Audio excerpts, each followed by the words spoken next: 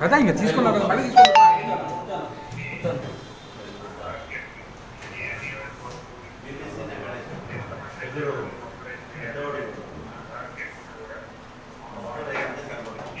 Sir హుజార్ తీసుకున్నాం జరూర్ Paresh right పోతే జరూర్ పరేష్ పోతాం నా ఇదో తీసుకున్నాం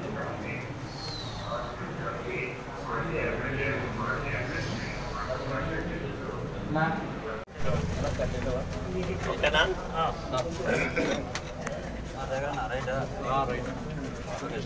అందరికీ నమస్కారాలు. తెలుగుదేశం పార్టీ జాతీయ అధ్యక్షులు నారా చంద్రబాబు నాయుడు గారు ఈ నెల 27వ తేదీన ఉరవకొండకు వస్తూ ఉన్నారు. ప్రతి పార్లమెంటులోనూ 1,00,000 మందితో సభలు పెట్టి మేము ప్రకటించిన సూపర్ 6 పథకాలను వివరించడంతో పాటు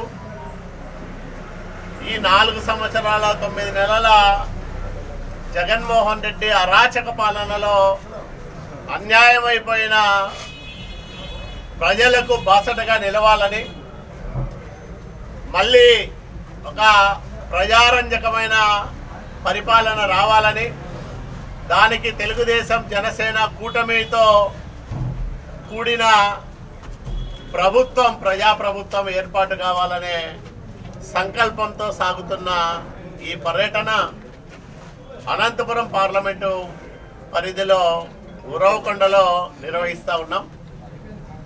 ఉరవకొండ కేంద్రంలో జరిగే ఈ సభకు అనంతపురం పార్లమెంటు పరిధిలోని 7 నియోజకవర్గాల నుంచి పెద్ద ఎత్తున తెలుగుదేశం పార్టీ కార్యకర్తలను, ప్రజలను, ముఖ్యంగా రైతులను, యువకులను, మహిళలను సమీకరించి చంద్రబాబు నాయుడు గారు చెప్పే విషయాలను వాళ్ళందరూ ఆకలింపు చేసుకొని వాళ్ళంతా కూడా ఆయా అంశాలపైన ప్రజల్లో చైతన్యం తీసుకొచ్చి దానికి ఉపయోగకరంగా ఉండే విధంగా ఈ కార్యక్రమాన్ని రూపకల్పన చేశాం. మనం చూస్తూ ఉన్నాం, రాయలసీమలో అభివృద్ధి ఆగిపోయింది. సాగునీటి ప్రాజెక్టుల పనులు పూర్తిగా స్తంభించిపోయాయి. సంక్షేమం కోతలమయమైపోయింది. 56 బీసీ కార్పొరేషన్లు నిస్తేజంగా మారిపోయినాయి. దళితుల సంక్షేమానికి సమాధి కట్టాడు. బలహీన వర్గాలపైన విచ్చలవిడిగా దాడులు, దౌర్జన్యాలు జరుగుతూ ఉన్నాయి. ఒక అరాచకమైన పరిపాలన, ఒక విధ్వంసకర పరిపాలన జగన్మోహన్ రెడ్డి చేస్తూ ఉన్నాడు.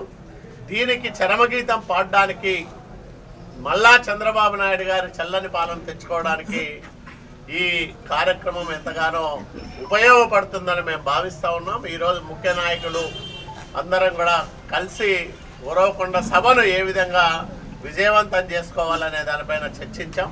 తప్పకుండా మిగతా పార్లమెంటు కన్నా అన్నిటికన్నా మిన్నగా అనంతపురం పార్లమెంటు పరిధిలో ఉరవకొండలో జరిగే రా కదలిరా సభ దిగ్విజయము అవుతుందని, దానికి అందరూ సహకరించాలని మేము కోరుతా ఉన్నాం.